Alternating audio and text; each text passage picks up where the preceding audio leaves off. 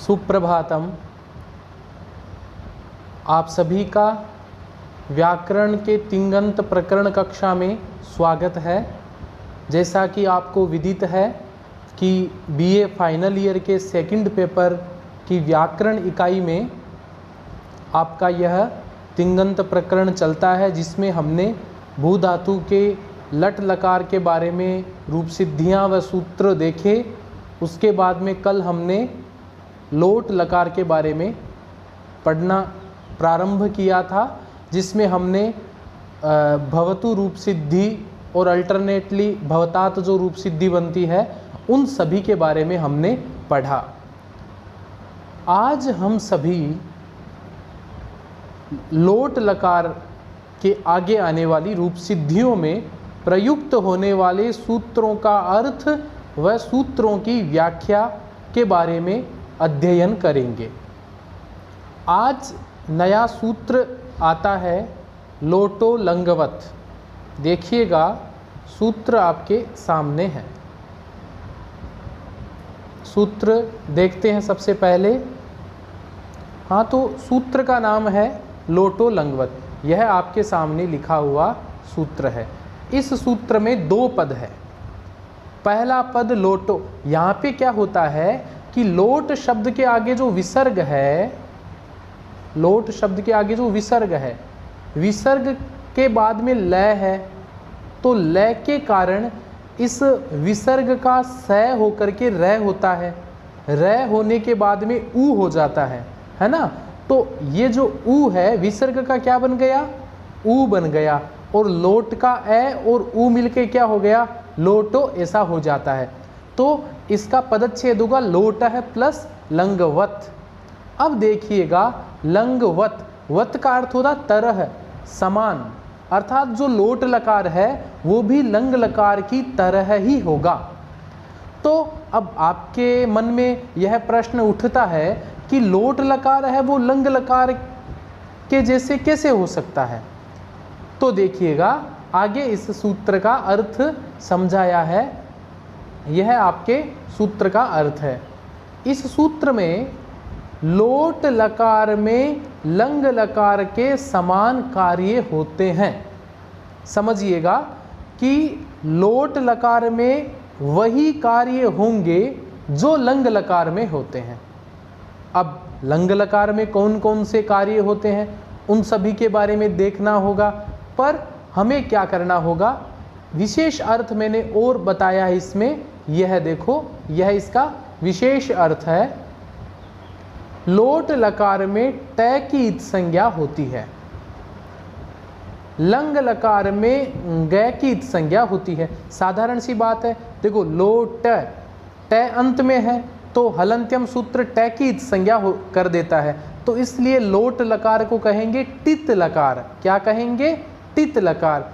पर लंग लकार है तो लंग के अंत में है ग, तो इसलिए लंग लकार को बोलेंगे गित लकार। गित का मतलब यहाँ पे ग की इत संज्ञा होती है, ऐसा हम मानेंगे। इस सूत्र में, इस सूत्र से लोट लकार को भी ग की इत संज्ञा हुई है, ऐसा मानेंगे। ध्यान से सुनो, भले ही लोट लकार में ट की इत संज्ञा होती है, टित लकार है, परंतु लोटो लंगवत सूत्र से लोट लकार भी गित लकार माना जाएगा। ग की इत संज्ञा हुई है, ऐसा माना जाएगा। अब देखिएगा, जो कार्य लंग लकार में होते हैं वही कार्य लोट लकार में होते हैं। इसी को गितवद भाव कहते हैं। आप बिल्कुल कंफ्यूज मत होना। कई जगह ऐसा लिखा हुआ आता है कि यहाँ पर गिद्वद भाव हो गया, तो गितवद भाव में आप संशय मत होना। गित का मतलब क्या होता है? ग की इत संज्ञा हुई है, वत मतलब तरह है। जहाँ पे ग की इत संज्ञा हुई है उसके समान। तो लोट लकार में यह सूत्र है ना, लोटो लंगवत, यह क्या करता है? गितवद भाव करता है। ग की इत संज्ञा हुई है, ऐसा मानेंगे। अब देखो, कौन कौन से कार्य होते हैं जो लंग लकार में होते हैं, वो जो भी परिवर्तन है हम आगे के सूत्रों में पढ़ेंगे। अब देखिएगा अग्रिम पेज में आपका सूत्र आता है, ये बहुत महत्वपूर्ण सूत्र है और आगे आपके बहुत जगह काम आएंगे। जो तिंगंत प्रकरण की जो प्रारंभिक आपके जो सूत्र है वो आगे अंत तक काम आएंगे, इसलिए इन सूत्रों को आप बारीकी से इनको आप पढ़ते रहो। देखिएगा सूत्र का नाम है तस थस थ मिपान तान तन ताम है, सूत्र है। सूत्र का पदच्छेद करता हूँ। पदच्छेद करते ही सूत्र का 80% अर्थ तो सूत्र में छिपा हुआ है जो हमें मिल जाएगा। सबसे पहला पद है इसमें तस थस थ मिपाम, ठीक है। उसके बाद में ताम पदच्छेद करेंगे ना तो न का मैं होता है, ताम तम तय और अमह ऐसा बन जाता है। तो देखिएगा अब देखो सीधी सी एक बात है, सूत्र में कौन सी बात समझ में आती है, तस लिखा है, थस लिखा है, थ लिखा है, मिप लिखा है और नीचे तय, उसके बाद में तय के बाद में नहीं, उसके बाद में लिखा है ताम, उसके बाद में लिखा है तम, उसके बाद में लिखा है तय, उसके बाद में लिखा है अम। इतनी सी बात आप सूत्र से समझ लो। अब देखो ये सूत्र का अर्थ क्या होता है, आप देखिएगा ये रहा आपके सूत्र का अर्थ। गित लकार में तस को ताम हो जाता है। देखो जो ऊपर जो लिखे हुए जो प्रत्यय थे वो सभी आपको तिङन्त प्रत्ययों में मिल जाएंगे, है ना। तो गित लकार में इस सूत्र की शर्त क्या है कि वहां पर गित लकार होना चाहिए। तो गित लकार में क्या होगा, कहीं पर भी आपको तस दिखाई दे तो तस की जगह आपको ताम करना है, थस की जगह आपको तम करना है। यह याद रखोगे कि इसकी जगह क्या होगा, थ की जगह वहां पे तय हो जाएगा, मिप की जगह वहां अम हो जाएगा। कहीं पर भी जहां पे ग की संज्ञा हुई है ऐसा लकार हो, है ना, तो वहां पे तस को ताम, थस को तम, थ को त, मिप को अम आदेश हो जाते हैं। यह इस सूत्र का अर्थ हुआ। अब देखो इस सूत्र का ये विशेष अर्थ मैंने दे रखा है। देखिएगा गित लकार में ग की संज्ञा होती है, जैसे गित लकार है लंग लकार और लिंग लकार। अब देखो जो लंग है, लंग के अंत में ग है ना, इसलिए गीत लकार हो गया। इसी प्रकार लिंग लकार है, लिंग के अंत में भी ग है, इसलिए इसको भी हम क्या कहेंगे, गीत लकार कहेंगे। मैंने कोष्ठक में लोट भी लिखा है। अब आप कहोगे कि इसमें इन दोनों में तो हम मान लेंगे ग की संज्ञा हुई है, पर लोट में तो टै की संज्ञा हुई है, तो लोट को गीत लकार कैसे मानेंगे। इसलिए आपको पूर्व जो सूत्र था लोटो लंगवत, वह सूत्र क्या कहता है, भले ही लोट में तय की संज्ञा होती है फिर भी लोट में ग की संज्ञा हुई है ऐसा हम मानेंगे। यदि आपको कोई ऐसा पूछ ले कि गीत लकार कौन कौन से होते हैं, तो लंग लकार, लिंग लकार और लोट लकार भी उसका कारण है लोटो लंगवत। तो इन सभी सूत्रों में ये गीत लकार माने जाते हैं। ये याद रखना, लंग लकार जब आए, विधिलिंग लकार आए, लोट लकार आए, तब आपको तस की जगह करना है ताम, ठीक है। उसके बाद में थस की जगह करना है तम, थ की जगह करना है तय, मिप की जगह करना आपको अम। यह आप ध्यान रखोगे, ठीक है। आगे देखिएगा, अब देखो आपकी रूप सिद्धि आती है भवताम। भवताम रूप सिद्धि आती है। भवताम रूप सिद्धि देखते ही आपके मन में पहला प्रश्न यह होना चाहिए कि यहाँ पे धातु कौन सी है और धातु के बाद में यहाँ पे लकार कौन सा है और लकार के बाद में इसमें सार्वधातुक संज्ञा होगी या इसमें आर्धातुक संज्ञा, वो हम सभी देखेंगे। चलो ध्यान से देखो। सबसे पहला क्या होगा, भूसत्तायाम अर्थे, भू धातु हो गई। फिर बाद में लकार विधायक करने वाला सूत्र है जो हम पढ़ रहे हैं पहले से। कौन सा सूत्र है, लोट च सूत्र से लोट लकार, ठीक है। तिप तस जी सिप थस्ता, ये सूत्र क्या कर देगा, तस प्रत्यय कर देगा। भू प्लस तस आ गया, लट लकार, लोट लकार, लंग लकार, विधिलिंग लकार सार्वधातुक लकार है ना, लोट लकार भी सार्वधातुक लकार है। तो तिंशित सार्वधातुकम से सार्वधातुक संज्ञा, कर्तरी शप से शप का आगम, शप में से बचेगा ए, सार्वधातुकार धातु के सूत्र से गुण हो जाएगा। ठीक है, गुण होने के बाद में एचो अय वायावय सूत्र से हम क्या कर देंगे, ओ के स्थान पर अव आदेश। इतना आपको मैं कई बार बता चुका हूं भू का भव कैसे बनता है। ठीक है, भू का भव बन गया और तस प्रत्यय आपका पड़ा है, तो स्थिति क्या आ गई, भव प्लस तस हो गया। अब सूत्र आएगा लोटो लंगवत। वह सूत्र क्या बोलेगा कि लोटो लंगवत सूत्र से लोट लकार का गितवद भाव, गितवद भाव का मतलब क्या हो गया, लोट वैसे टित लकार है पर इस सूत्र से यहाँ पर ग की संज्ञा हुई है ऐसा मानेंगे। ठीक है, तो स्थिति क्या थी, भव प्लस तस पड़ा है। अब देखो सूत्र है तस्थस्तमिपांतांतंताम, सूत्र से तस के स्थान पर क्या हो गया, ताम आदेश हो गया। भव पड़ा था पहले से और तस की जगह ताम आदेश हो गया, तस्थस्तमिपांतांतंताम सूत्र से। रूप सिद्धि क्या बन गई, भवताम बन गई। इसलिए आपने देखा होगा लोट लकार में वदतु वदताम बनता है, लट लकार में वदती वदतः बन रहा था, यहाँ पे वदताम क्यों बन रहा है, वदताम क्योंकि लोट लकार है वो गित लकार है। समझ में आ गया। चलो आगे रूप सिद्धि आती है भवंतु। भवंतु रूप सिद्धि आप स्वयं बनाओगे। चलो कैसे बनाओगे, ध्यान से देख लो। सबसे पहले भू धातु है, ये उसको पूरा देख लो, भू धातु है, झी प्रत्यय होगा, मैं बार बार नहीं बोलूँगा। लोट लकार है, तिप तस्ति सूत्र से झी प्रत्यय होगा, इतना आप आराम से कर लोगे। सार्वधातुक संज्ञा होगी, शप होगा, अनुबंध लोप करके ए बनेगा, सार्वधातुकार धातु के सूत्र से गुण हो जाएगा, एचो अयवायाव से अवादेश हो जाएगा। समझ में आ गया, इतना आपके समझ में आ गया है ना। स्थिति क्या बन गई, भू का भव बन गया, बार बार बता चुका हूं मैं आपको, तो भव प्लस झी बन गया। अब एक हमने सूत्र पढ़ा था झोवंत, याद है क्या आपने कहाँ पढ़ा था ये सूत्र, लट लकार में पढ़ा था ना, झोवंत। झोवंत क्या बोलता है कि प्रत्यय का कोई अंश हो, वो क्या हो, झय हो, तो वहां पर झय का वहां पर क्या हो जाता है, अंत आदेश हो जाता है। और झी में क्या है, देखो झी में आधा झय और ई है ना, अब इस झय की जगह हम यदि अंत कर देंगे तो अंत में तय आधा रहेगा, तय में ई मिल जाएगा, तो क्या बन जाएगा, अंति।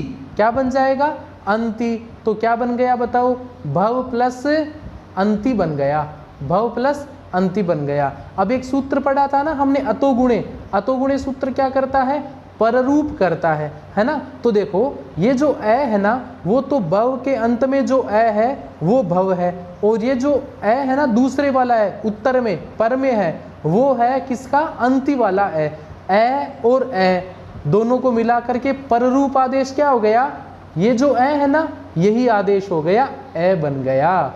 तो भव प्लस अंति मिलके क्या बन गए, भवंती बन गए। क्या बन गए, भवंती। अब एक सूत्र याद आ रहा आपके, एरुहु, सूत्र का नाम क्या है, एरुहु। वह सूत्र क्या करता है, लोट लकार में कहीं पर भी ई दिखाई दे उसका हमें क्या करना है, ऊ करना है। क्या करना है, ऊ। तो देखो भवंती बन गया था, क्या बन गया था, भवंती। ई है ना, ई का हमने क्या कर दिया, एरुहु सूत्र से ऊ कर दिया, क्या बन गया, भवंतु बन गया। तो देखो भवतु समझ में आ गया, भवताम समझ में आ गया, भवंतु भी समझ में आ गया। ठीक है, बिल्कुल लट लकार के रूप सिद्धियों के समान ही बनेंगे, वही सूत्र आ रहे हैं जो लट लकार में आ रहे थे।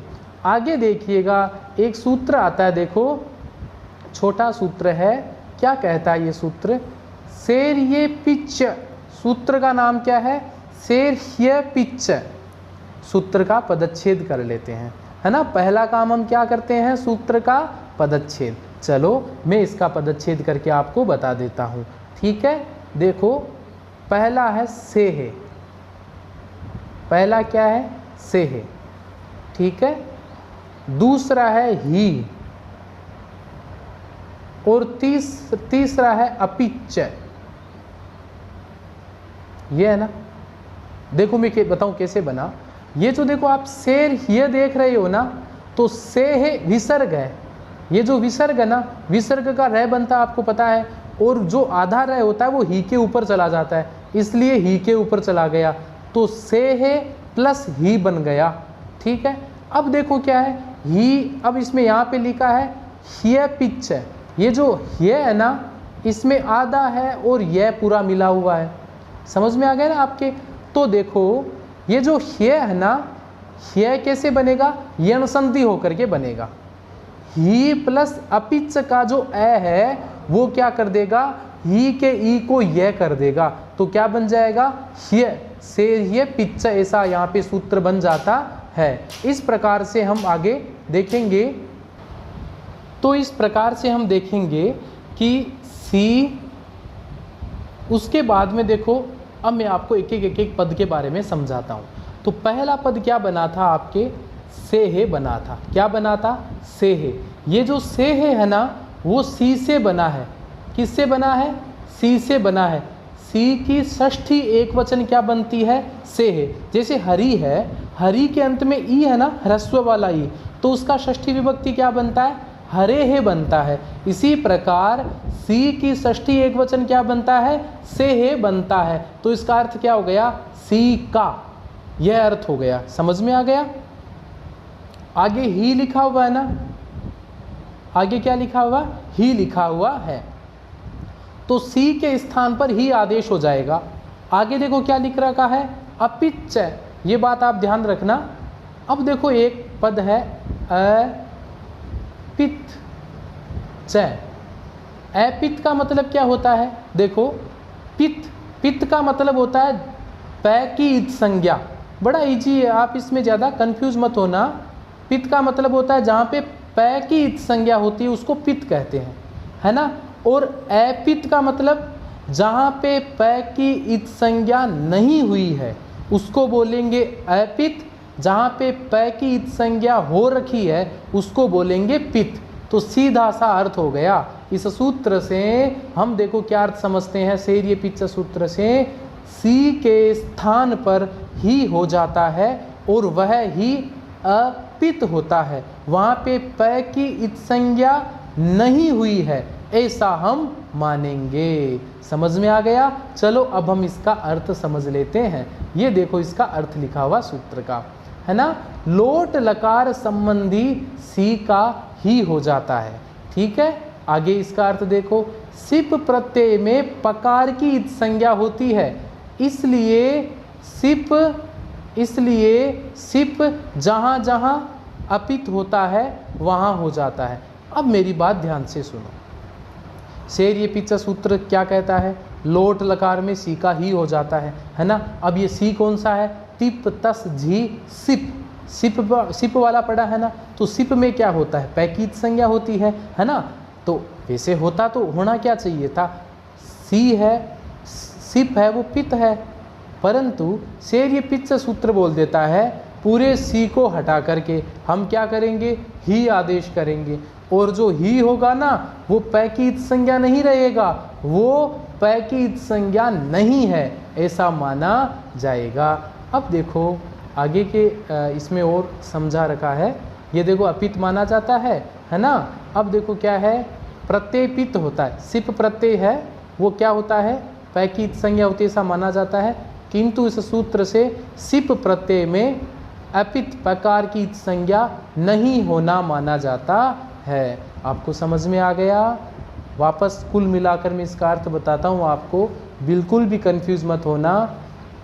जो मध्यम पुरुष का एक वचन है ना, सिप प्रत्यय, सिप में पै की इत संज्ञा हो जाती है, तस्य लोप से लोप हो जाता है। सेर्य पिच्च सूत्र क्या करता है, लोट लकार में सी की जगह ही आदेश कर देता है। इतना अर्थ तो आप मान ही लो। दूसरी बात यह है, सिप में पै की इत संज्ञा हुई है उसको हम नहीं मानेंगे। बस दो अर्थ है इसके। ठीक है, आगे बढ़ते हैं। देखो आगे सूत्र आ रहा है अतो हे। सूत्र का नाम क्या है, अतो हे। यह सूत्र क्या बोलता है, देखो यहाँ पे अतः लिख रखा है। देखो अतो हे है ना, उसका पदच्छेद करते हैं। क्या करेंगे, अतः प्लस हे पदच्छेद करते हैं, ठीक है ना। तो ये जो अत है ना, इस अत का मतलब होता है ए, केवल ए के बाद में हे है ना, वो भी षष्ठी एक वचन है, तो इसका मतलब क्या, ही का। ए के बाद में यदि ही रहे तो उसका हो जाता है। ये तो हमने सूत्र से अर्थ देख लिया। अब क्या हो जाता है, इसके लिए आप देख लो, ये आपका अर्थ आ रहा क्या है, देखो आकार के बाद में ही का लोप हो जाता है। अब एक बात बताओ कि ही कौन सा है, वही ही है ना जो शेर पिच से सी के स्थान पर ही होता है, वही है ना। यदि वो ए के बाद में ही आ जाता है तो उसका लोप कर दो, उसको डिलीट कर दो। समझ में आ गया आपको अच्छे से। अब देखो आगे, अत का अर्थ केवल आकार है, आकार नहीं। देखो मैंने आपको संज्ञा प्रकरण में पढ़ाया था कि संस्कृत में ए यदि कह देते हैं हम, तो ए के साथ में 18 भेद आ जाते हैं, उसके साथ वैसे के वैसे। ए ह्रस्व भी आता है, ए दीर्घ भी आता है, ए प्लुत भी आता है। हिंदी में क्या करते हैं, ए बोलेंगे तो आई समझेंगे, ए के साथ आ थोड़ी समझते हैं, पर संस्कृत में ए कह दिया, इसका मतलब ए के साथ में आ भी आ गया और प्लुत वाला आ भी आ गया। समझ में आ गया ना आपके अच्छे से, ये बात आप ध्यान रखोगे। तो सिर्फ ए के बाद में यदि ही आ जाता है तो उसका लोप कर देंगे। जैसे देखो भव प्लस ही है, तो वह में जो ई है ना उसके बाद में ही है ना, इसका यहाँ पे क्या हो जाएगा, लोप हो जाएगा। अब हम रूप सिद्धि देख लेते हैं अच्छे से, है ना। चलो यह देखो आपकी रूप सिद्धि है भव, ध्यान से देखो क्या है। में भू का भव बनना आपको पता है, भू धातु, लोट लकार, टिप तस जिसे सिप प्रत्यय, इतना आपको अच्छे से समझ में आ रखा है। सिप में पै की इत संज्ञा हलंत्यम से हो जाती है, तस से लोप से लोप हो जाता है, तो क्या बचेगा, सी बचेगा, भू प्लस सी। सार्वधातुक संज्ञा होती है, शप का आगम गुण अवादेश, भव प्लस सी, भवसी आप लट लकार में बना चुके हो, समझ में आ गया। अब देखो यहाँ पे शेर ये पिच्च लगेगा या नहीं लगेगा, शेर ये पिच्च कब करता है, लोट लकार में सी का ही कर देता है। तो ये जो भव प्लस सी है ये लोट लकार में है ना, है, इसलिए यहाँ पे शेर ये पिच्च सूत्र से सी के स्थान पर यहाँ पर क्या हो जाएगा, ही आदेश हो जाएगा। स्थिति क्या आ गई, भव प्लस ही आ गई, समझ में आ गए ना। अब ध्यान से देखो, भव के अंदर जो ए है उस ए के बाद में ही है ना। तो अतो हे सूत्र क्या बोलता है कि ए के बाद में यदि ही आ जाता है तो उसका वहां पर क्या हो जाता है, लोप हो जाता है। तो क्या बन जाएगा, भव तो पड़ा ही था, ही को हमने डिलीट कर दिया, तो बच गया क्या, भव बच गया ना। समझ में आ गया ना। मध्यम पुरुष के एक वचन में भव बनता है। आपने देखा होगा आजकल के कई ऐसे कार्यक्रमों में आयुष्मान भव के आगे विसर्ग लगाते हैं। एक सीरियल आता था थोड़े दिनों पहले, उसमें आयुष्मान भव लिखा है ना, इस भव के बाद में विसर्ग लगाया हुआ था, वो गलत है। आप बिल्कुल ध्यान रखो इस बात का, आपके कंपटीशन परीक्षा में पूछा जा सकता है कि भव के बाद में विसर्ग है या नहीं है। आप सोचोगे सिप का सी बचा है, सकारुत्व विसर्ग हो जाएगा, ऐसा नहीं है। शेरिय पिच्च सूत्र है, वो सी के स्थान पर ही करके लोप हो जाता है, भव के बाद में विसर्ग नहीं आएगा। समझ में आ गया।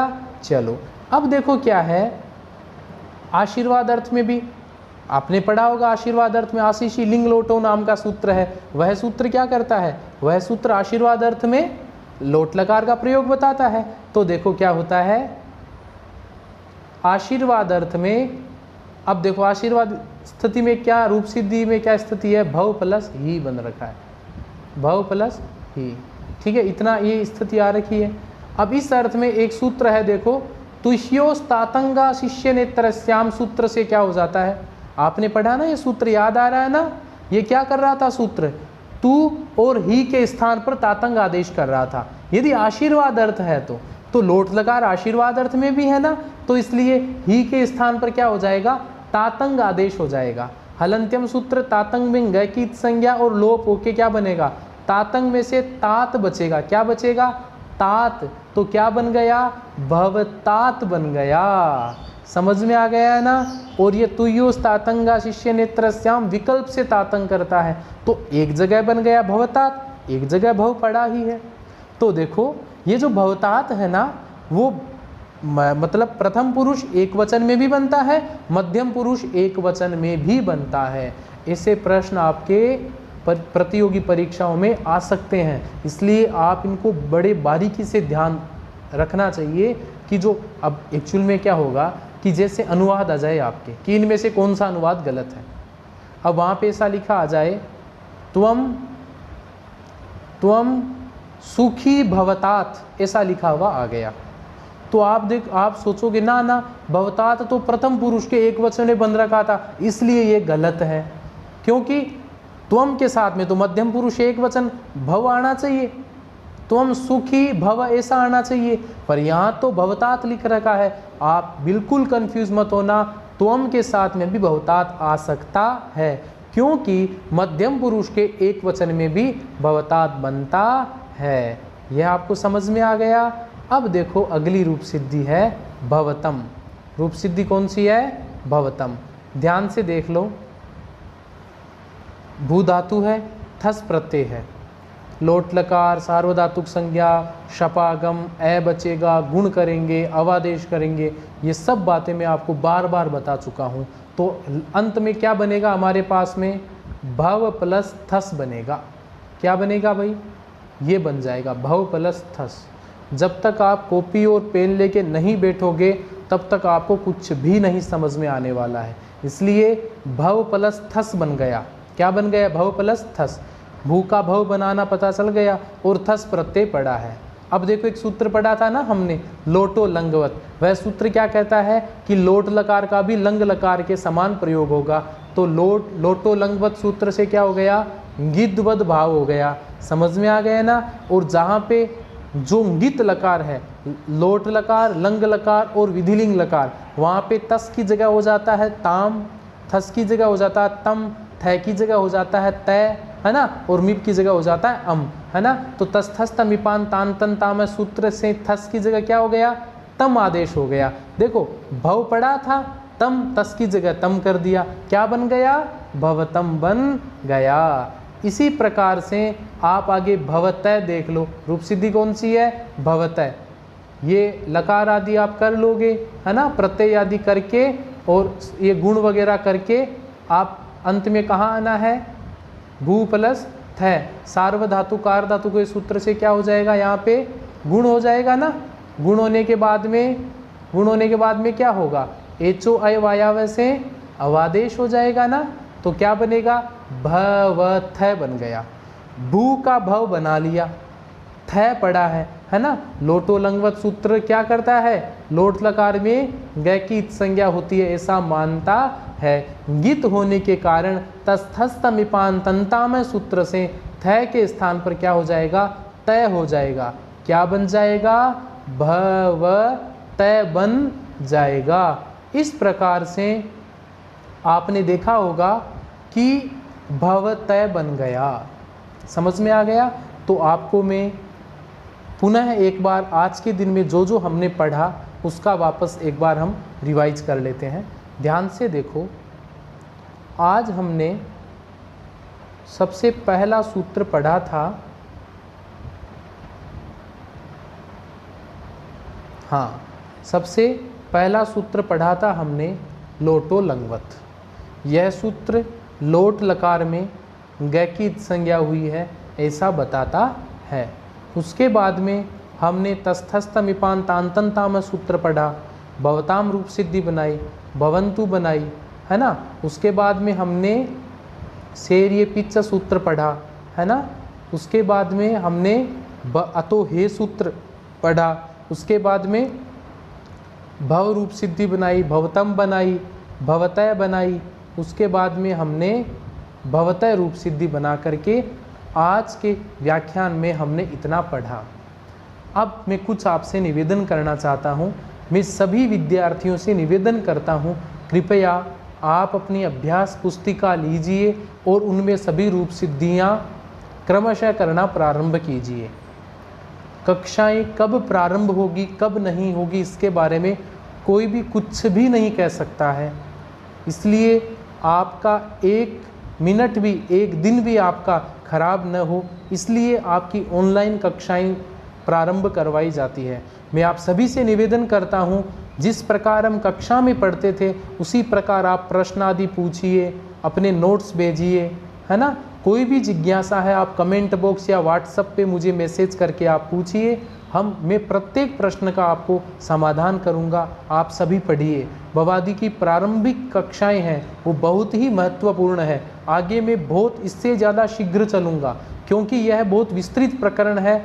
आप प्रारंभिक यदि अच्छे से याद कर लेते हो तो आगे की रूप सिद्धियाँ आपको अपने आप पता चलेगी। इसलिए आप बिल्कुल ध्यान और सावधानी से पढ़िएगा, जो आपके आगे बहुत ही लाभदायक सिद्ध होगा। आज के लिए इतना ही। धन्यवाद। कल मिलते हैं कुछ नए सूत्रों और नई रूप सिद्धियों के साथ।